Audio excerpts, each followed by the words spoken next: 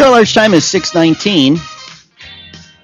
So we have a bit of a Stacy Buckley update. She actually replied to our right to know request demanding that she release the specifications or the details on the contract that was given to a company called West Ed for the Mountain View Middle District. Now here's the thing that I sent her. And I got this back on the 24th. I got this Monday, and I've kind of sat on it because I've sent her a couple follow-ups to which she has once again customarily ignored. But here's what I asked. I asked who the other bidders were and what their services would have cost. Asked for what reason or reasons was the winning bid chosen. Given that you disclosed there were two that were notably less expensive, what is your justification for recommending the second most expensive bid obtained? Which of the applicants were interviewed? Please note, if any applicants, in addition to the ones chosen, were also bidders from the first attempt to solicit services, please advise which quote-unquote round they were interviewed in. Please explain why Ben Hampton was not interviewed in either solicitation. See, I knew he wasn't interviewed. How is it possible for all the bids to be thoroughly evaluated between the submission deadline of September 12 and the school board's September 17th meeting? Keep in mind that two of the intervening 5 days were weekends. Earlier in the year, you pegged the cost of this study at between $30,000 and $60,000. Later in the process, you stated that the committee formed to collect data for the consultants would reduce the cost of the consulting services. Since you originally directly solicited bids outside of the public RFP process and now have awarded a contract in light of a public RFP process, please share just how much money was saved by appointing the committee and kindly provide evidence of the savings. And then I finally asked, why was the bid for $1 not accepted? Please be specific. Would you like to know what I got in reply? Can you spell the word? The proposals of the four firms are available for inspection at the SAU number 19 office during regular public hours, 8 to 4:30, Monday through Friday. If you wish to view the documents provided by the firms. Well, hey, it's a victory. We got her to release those documents, which means she knows she can't hold on to them. You're like the Colorado River, slowly eroding the stony resistance from the Goffstown bureaucracy. So I sent her back a note asking her. I just hope I don't. John Facenda voice from NFL films. I just hope I don't run out of water by the time the autumn wind is a raider. Yeah, like that. Yeah. So I sent her back a note saying. First, I sent her back two notes. I sent her back one that day saying, "Could you fax them?" I'm afraid of what will happen to me. I get the distinct feeling they're not really happy with you, Mr. Girard, and they don't really want to give you lots of papers. Well, I get the distinct feeling that they're acting like they got caught. Uh-oh.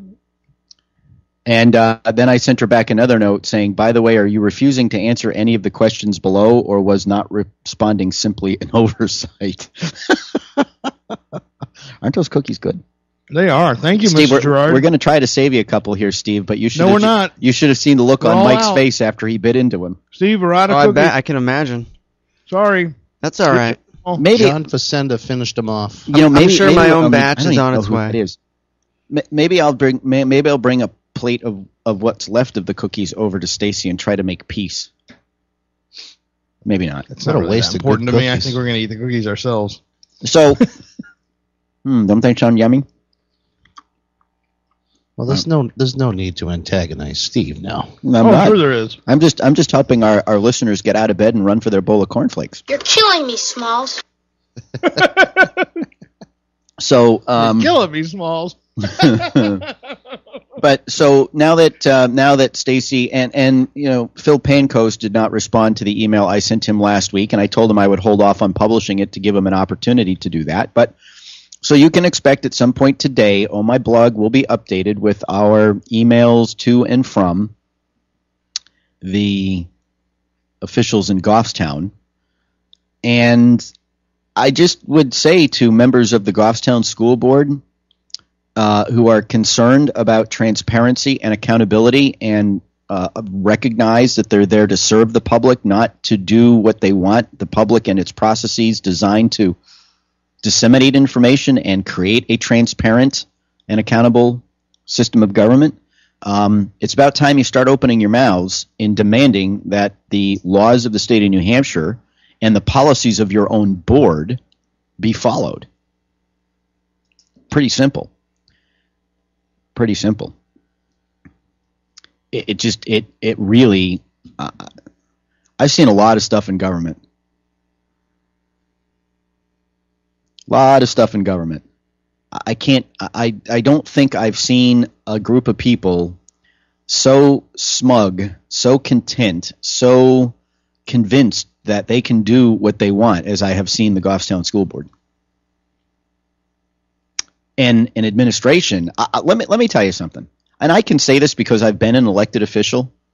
You might not like what Rich Girard is doing on the radio. You might not like the emails that have been sent. You might not like the right to know request. But I have to tell you, if I were a sitting member of a board and I saw the media going after one of my department heads, I would have some real serious questions about whether or not there was any validity to the claim. And I might want to have some questions asked in public session or in a private conversation to say, have you at least consulted with the town or the school district's legal counsel to know? I want some answers to this. Why? What is the proper thing for us to do? I mean, most people who come to these things they're average Joes. They run for a board or an office. They're trying to help out. They don't necessarily know all the rules.